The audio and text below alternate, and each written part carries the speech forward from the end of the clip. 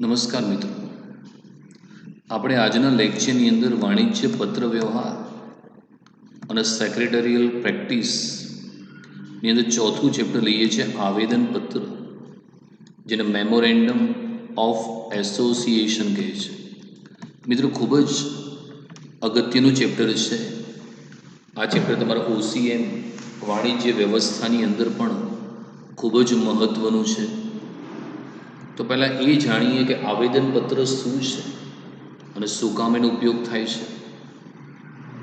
Company ધારા 2013 હેઠળ દરેક પ્રકારની કંપનીની નોંધણી ફરજિયાત છે. કંપનીને નોંધણી કરાવતી વખતે આવેદનપત્ર એટલે કે મેમોરેન્ડમ ઓફ એસોસિએશન, નિયમન પત્ર, આર્ટિકલ્સ ઓફ એસોસિએશન રજૂ કરવા પડે છે, તેને નોંધાવવા પડે છે. આવેદનપત્ર કંપની માટે મૂળભૂત અગત્યનો દસ્તાવેજ છે. આ એક પાયાનો એવો દસ્તાવેજ છે કે જેને આધારે કંપનીનું કાર્યક્ષેત્ર તેમજ ત્રાહિત પક્ષ સાથેના સંબંધો નક્કી થાય છે. આવેદનપત્ર કંપનીનું બંધારણ રજૂ કરે છે, જેમાં નામ, મૂડી, જવાબદારી, ઉદ્દેશો વગેરે જણાવવામાં આવે છે. તો મિત્રો, ભારતની અંદર કંપની ધારો 1956માં અસ્તિત્વમાં આવ્યો હતો અને ત્યારબાદ સરકારે એ કાયદામાં સુધારો કર્યો અને નવો કાયદો છેલ્લે 2013ની અંદર આવ્યો. અને એ કાયદા મુજબ ભારતની અંદર દરેક પ્રકારની જે કંપની છે એની નોંધણી કરાવવી ફરજિયાત છે. પછી ખાનગી કંપની હોય કે જાહેર કંપની હોય, એની નોંધણી કરાવવી પડે છે. અને જ્યારે પણ કંપનીની તમે નોંધણી કરાવવા જાઓ ત્યારે તમારે 2 દસ્તાવેજો કંપનીની રજિસ્ટ્રાર સમક્ષ રજૂ કરવા પડે. એમાંનો એક દસ્તાવેજ છે આવેદનપત્ર, જેને મેમોરેન્ડમ ઓફ એસોસિએશન કહે છે, અને બીજું નિયમન પત્ર, જેને આર્ટિકલ્સ ઓફ એસોસિએશન તરીકે ઓળખવામાં આવે છે. આવેદનપત્ર જે છે કંપનીનો મૂળભૂત અને પાયાનો દસ્તાવેજ છે, કારણ કે કંપનીનું આ એક પ્રકારનું બંધારણ છે, જેમાં કંપનીનું નામ, એનું સરનામું, એનો હેતુ, એની જવાબદારી શું છે, એ બધી જ અગત્યની માહિતી હોય છે. અને આવેદનપત્રના આધારે કંપનીનું કાર્યક્ષેત્ર નક્કી થાય કે કંપની શું કાર્ય કરવા માટે સ્થાપવામાં આવી છે.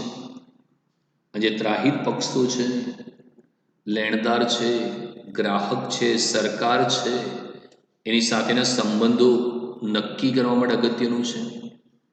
જેમ કોઈ એક દેશનું બંધારણ હોય, એમ આવેદનપત્ર એ કંપનીનું બંધારણ છે, જેની અંદર કંપનીનું નામ, સરનામું, મૂડી, જવાબદારી, ઉદ્દેશો, સ્થાપના વગેરે જેવી અગત્યની બાબતો દર્શાવવામાં આવે છે. હવે લઈએ છીએ આપણે આવેદનપત્રનો અર્થ અને વ્યાખ્યા. આવેદનપત્ર કંપનીનો મૂળભૂત દસ્તાવેજ છે, જે કંપનીનું કાર્યક્ષેત્ર નક્કી કરે છે. આવેદનપત્રનો ઉદ્દેશ શેરધારકો, લેણદારો અને કંપની સાથેના સંબંધ ધરાવતા પક્ષકારોને કંપનીના ધ્યેય અંગે માહિતી આપવાનો છે. આવેદનપત્ર કંપનીનો એક ખૂબ મહત્વનો દસ્તાવેજ છે, જેમાં અમુક ચોક્કસ નામની, અમુક રાજ્યમાં આવેલી, અમુક શેરમૂડી ધરાવતી સભ્યોની નક્કી કરેલી જવાબદારીવાળી અને નિશ્ચિત ઉદ્દેશ માટે તેમાં સહી કરનારાઓ દ્વારા સ્થાપાયેલી કંપનીનું સૂચન કરે છે. તો કોઈ પણ કંપની છે મિત્રો, એનો મૂળભૂત અને પાયાનો દસ્તાવેજ હોય તો એ છે આવેદનપત્ર.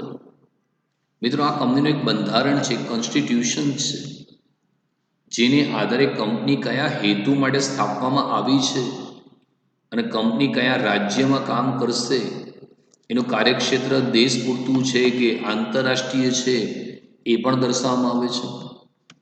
અને આવેદનપત્રની અંદર કંપનીના શેર હોલ્ડરો જે છે એની જોડે કંપનીના સંબંધ કેવી રીતે રહેશે, લેણદારો છે જે કંપનીને ઉધારમાં માલ આપે છે, આ ઉપરાંત અન્ય પક્ષકારો જેવા કે ગ્રાહક છે, સરકાર છે, એને જરૂરી માહિતી આપવાનો છે. કારણ કે કોઈ પણ શેર હોલ્ડર કોઈ પણ કંપનીમાં રોકાણ કરતા પહેલા એના આવેદનપત્રનો અભ્યાસ કરે, જેની અંદર કંપની શેર હોલ્ડર સાથે કયા પ્રકારના સંબંધો રાખવાની છે એનો ઉલ્લેખ કરેલો હોય છે.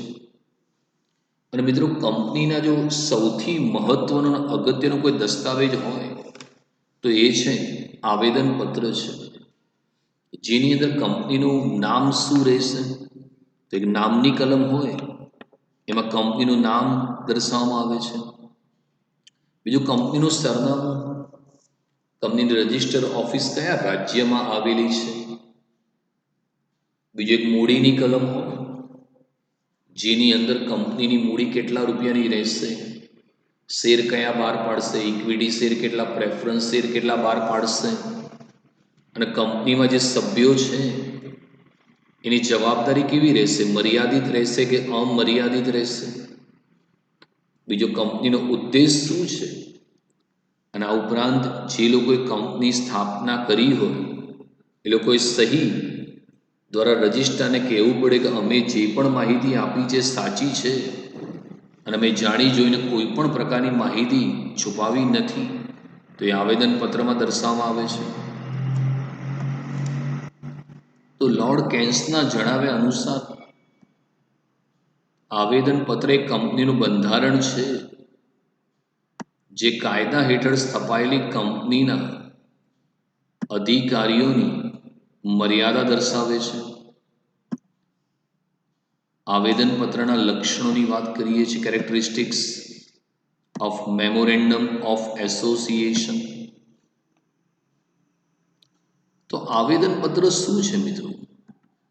તો આવેદનપત્ર એ કંપનીનું એક પ્રકારનું બંધારણ છે જે ભારતના કંપની ધારાના કાયદા મુજબ દર્શાવ્યું છે કે કંપનીના જે અધિકારીઓ છે, જે ડિરેક્ટર છે, જે મેનેજિંગ ડિરેક્ટર છે, જે ચેરમેન છે, એ કઈ મર્યાદામાં રહીને કામ કરશે એની સ્પષ્ટતા કરવામાં આવે છે.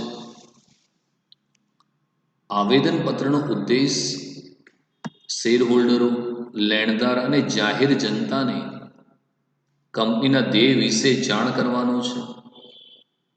ઉપરની વ્યાખ્યા અને અર્થને આધારે આવેદનપત્રના લક્ષણો નીચે મુજબ છે. તો આવેદનપત્રના લક્ષણોની વાત કરીએ. નંબર 1, તો આવેદનપત્ર એ કંપનીનો મૂળભૂત દસ્તાવેજ છે. તો મિત્રો, આવેદનપત્ર જે છે એનો ઉદ્દેશ જે ત્રાહિત પક્ષકારો છે, જેવા કે શેર હોલ્ડરો છે, જે કંપનીમાં પોતાના નાણાંનું રોકાણ કરે છે, લેણદારો જે કંપનીને ઉધારમાં વસ્તુ પૂરી પાડે છે, અને જાહેર જનતા જે કંપનીની વસ્તુ ખરીદતી હોય છે, એને કંપનીના ધ્યેય વિશે માહિતી આપવાની છે કે ભાઈ કંપની કયા ઉદ્દેશથી સ્થાપવામાં આવી છે એ દર્શાવવામાં આવે છે. એના લક્ષણોની વાત કરીએ મિત્રો, તો આવેદનપત્ર એ કંપનીનો મૂળભૂત દસ્તાવેજ છે. મૂળભૂત શું કામ કીધું?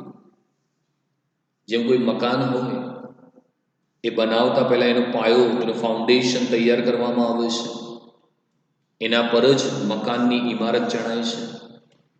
તો કંપનીની જે ઇમારત છે એના પાયાની અંદર કોઈ કામ કરતું હોય તો એ આવેદનપત્ર છે મિત્રો. એ મૂળભૂત અને પાયાનો દસ્તાવેજ છે જેની અંદર કંપનીની બધી જ અગત્યની માહિતી, નામની કલમ, જવાબદારીની કલમ, સ્થાપનાની કલમ, રજિસ્ટર્ડ ઓફિસની કલમ, મૂડીની કલમ, જવાબદારીની કલમ, બધું જ અંદર દર્શાવવામાં આવેલું હોય છે. બીજું છે કે આવેદનપત્ર કંપનીના ઉદ્દેશો જણાવે છે. તો આવેદનપત્રમાં મિત્રો કંપનીના ઉદ્દેશ હોય. કારણ કે આવેદનપત્રની સૌથી મહત્વની કોઈ કલમ હોય તો ઉદ્દેશ કે હેતુની કલમ છે. એકવાર મિત્રો કંપની જે ઉદ્દેશ નક્કી કર્યા ત્યારબાદ કંપની વારંવાર એ ઉદ્દેશોમાં ફેરફાર કરી શકતી નથી. અને જો કંપની આવેદનપત્રના ઉદ્દેશની કલમ બહારનું કાર્ય કરતા અને સત્તા બહારના કાર્ય તરીકે ઓળખવામાં આવે છે, તો તમે આવેદનપત્ર વાંચો એટલે કંપની કયા ઉદ્દેશથી સ્થાપવામાં આવી છે એ તમે જાણી શકો છો. ત્રીજું છે મિત્રો, તે બાહ્ય પક્ષકારોને ઉપયોગી છે. તો આવેદનપત્ર છે એ બાહ્ય પક્ષકાર, કંપનીના જે આંતરિક પક્ષકારો છે એના માટે નિયમન પત્ર અગત્યનું છે.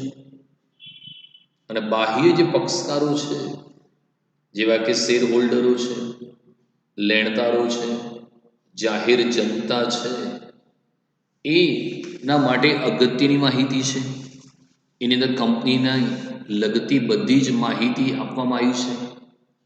અને કંપની કયા પ્રકારનું કાર્ય કરશે એ આવેદનપત્રની અંદર લખેલું હોય છે.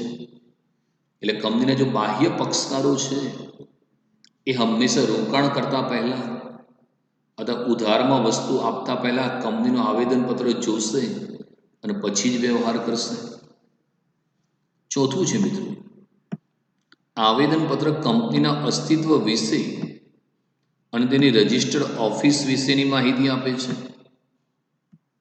તો આવેદનપત્ર છે તમે વાંચો તો એની અંદર કંપની ક્યારે શરૂ થઈ છે, કયા વ્યક્તિઓ એના સંચાલક છે, કેટલા વર્ષોથી કંપની કામ કરી રહી છે, શરૂઆતમાં એ ખાનગી કંપની હતી કે એને પછી શેર બહાર પાડે એના વિશેની ટોટલ માહિતી હોય. કારણ કે મિત્રો કોઈ પણ જાહેર કંપની શરૂઆતમાં તો ખાનગી કંપની જ હોય અથવા શરૂઆતમાં ભાગીદારી પેઢીમાં કામ કરતા હોય અને ધીમે ધીમે કાર્યક્ષેત્ર વધે, પૈસાની વધુ જરૂરિયાત હોય તો પછી એને ખાનગી કંપની બનાવવામાં આવે અને ખાનગી કંપની તરીકે સરસ મજાનું કાર્યક્ષેત્ર થાય. પછી ભવિષ્યની અંદર એ લિમિટેડ કંપની બનતી હોય છે. બીજું, કંપનીની રજિસ્ટર્ડ ઓફિસ, કોઈ પણ કંપનીની ઓફિસ ક્યાં છે એ જાણવું પડે. અને કંપનીની રજિસ્ટર્ડ ઓફિસ જે રાજ્યમાં આવેલી હોય તેને કંપનીનું અધિનિવાસ ડોમિસાઇલ કહેવામાં આવે છે. દરેક કંપનીની તમે વસ્તુ લેશો તો એની ઉપર એની રજિસ્ટર્ડ ઓફિસ લખેલી હોય છે, જેથી સામાન્ય જનતા કંપની સાથે પત્ર વ્યવહાર કરી શકે એ માટે રજિસ્ટર્ડ ઓફિસની માહિતી પણ દર્શાવવામાં આવે છે. પાંચમું છે, આવેદનપત્રમાં ફેરફાર કરવા ખૂબ જ મુશ્કેલ છે. મિત્રો, આવેદનપત્ર છે એ કંપનીનો મૂળભૂત પાયાનો દસ્તાવેજ છે, એક અફર દસ્તાવેજ છે. એકવાર કંપનીએ આવેદનપત્ર બનાવી દીધું પછી સરળતાથી ફેરફાર કરી શકતી નથી. કારણ કે જો એને આવેદનપત્રમાં ફેરફાર કરવો હોય તો શેર હોલ્ડરની સભા બોલાવવી પડે અને બહુ મોટી બહુમતી જો શેર હોલ્ડરો આપે જ તો જ ફેરફાર થઈ શકે. ઉપરાંત અમુક પ્રકારના ફેરફાર કરવા હોય તમારે તો કેન્દ્ર સરકારની પરવાનગી લેવી પડે. ભારતનું શેરબજાર SEBI, security exchange board of ઇન્ડિયાની પણ પરવાનગી લેવી પડે અને અમુક સંજોગોમાં તમારે અદાલતની પણ પરવાનગી લેવી પડે. એટલે આવેદનપત્રમાં ફેરફાર કરવા મિત્રો સૌથી મુશ્કેલ કાર્ય ગણવામાં આવે છે. આવેદનપત્ર એ કંપનીનું બંધારણ દર્શાવવામાં આવે છે. તો આવેદનપત્ર એક કંપનીનું બંધારણ છે મિત્રો. જેમ ભારત આઝાદ થયો ત્યારે સૌ પહેલાં ભારતનું બંધારણ તૈયાર કરવામાં આવ્યું, જેનાથી એ ખબર પડે કે ભારત દેશ છે એ કયા પ્રકારનો દેશ બનશે, દેશના નાગરિકો છે એની સત્તા ફરજો શું રહેશે, એ બધી જ માહિતી બંધારણમાં લખેલી હોય. તો આવેદનપત્રો પણ મિત્રો એ રીતે કંપનીનું બંધારણ છે, જેમાં કંપનીને લગતી તમામ વસ્તુઓ અંદર દર્શાવવામાં આવે છે. તમે મિત્રો કોઈ પણ કંપનીનું આવેદનપત્ર વાંચો તો તમને કંપનીને લગતી તમામ પ્રકારની માહિતી મળી જાય. કંપનીનું નામ, કંપનીની ઓફિસ ક્યાં છે, કંપનીનો હેતુ શું છે, કંપનીના સભ્યોની જવાબદારી શું છે, કંપનીની સ્થાપના માટે કયા સ્થાપકો છે, એની માહિતી તમને એની અંદરથી મળી જાય. આ ઉપરાંત કંપનીના જે લોકો શેર ખરીદશે એ સભ્યોની જવાબદારી શું રહેશે, એ બધી જ માહિતી તમને કંપનીના આવેદનપત્રમાંથી મળી જતી હોય છે. તો આવેદનપત્ર મિત્રો એ કંપનીનું એક પ્રકારનું બંધારણ છે, જે કાયદા હેઠળ સ્થપાયેલી કંપનીના અધિકારીઓની મર્યાદા દર્શાવે છે. કે કંપનીના અધિકારી, જે પણ મિત્રો અધિકારી હોય, ડિરેક્ટર હોય, મેનેજિંગ ડિરેક્ટર કે ચેરમેન, એમને આવેદનપત્રની મર્યાદામાં રહીને જ કામ કરવું પડશે. અને જો એ આવેદનપત્રની મર્યાદાની બહાર જશે તો એ કાર્યને મિત્રો સત્તા બહારના કાર્ય તરીકે ઓળખવામાં આવે છે.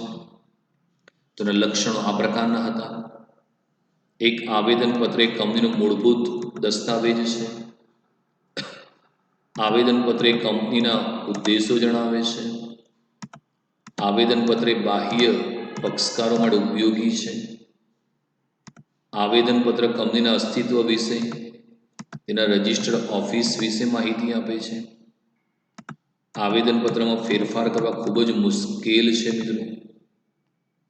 અને આવેદનપત્ર એ કંપનીનું બંધારણ દર્શાવે છે. તો આ મિત્રો આપણે આવેદનપત્ર જે છે એના લક્ષણો વિશેની આપણે ચર્ચા કરી. હવે મિત્રો આપણે આવેદનપત્ર જે છે એનું શું મહત્વ રહ્યું છે એની ચર્ચા કરવા જઈ રહ્યા છીએ. તો આવેદનપત્રનું મહત્વ, importance of memorandum of association, આપણે એની ચર્ચા કરીશું. બહુ અગત્યનો ક્વેશ્ચન છે મિત્રો. તો લઈએ છે આવેદનપત્રનું મહત્વ.